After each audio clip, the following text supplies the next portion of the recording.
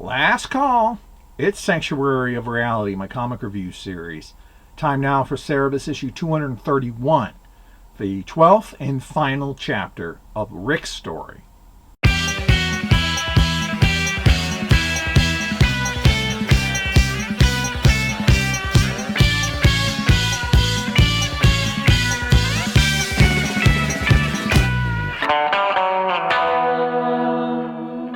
The tavern door opens, and Bear and Marty appear behind it, admitting they were wrong. They've ditched their better halves and have returned, a lot older and maybe a little more wiser. Cerebus is amazed that Bear actually returned, and the gang have a laugh at the story of how Bear dumped Ziggy and how Marty dumped Beulah. They also brought Richard George, whom they saved from a nutty girlfriend of his own.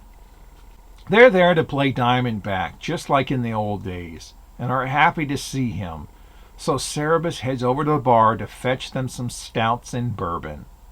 Jocka and Bear recognize each other from their previously unseen encounter back during Church and State, which left neither one with a positive impression of the other. As Cerebus gets the beers, the guys find only raw potatoes in the larder. No rice cakes, so Richard George chops up some potato chips for them to use as winnings. Bear makes a lewd riddle about women, and Jocka stands up, says Cerebus' name like she asked him a question, and turns and leaves, exactly how she did to Rick back when they were married. The guys poke fun at Cerebus for reacting to her like a good puppy. Standing at a crossroads, who will Cerebus choose, his friends or the love of his life?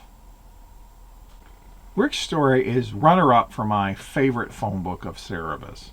Much like how Church and State is split into two volumes, I find Guy's and Rick's story to be thematically inseparable.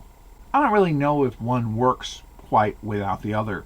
One is set up an establishment of the status quo, and the other is the resolution to it. The art is never anything less than absolute perfection. I found the Book of Rick text bits to be highly hilarious and never a chore to read, despite their awkward old English style.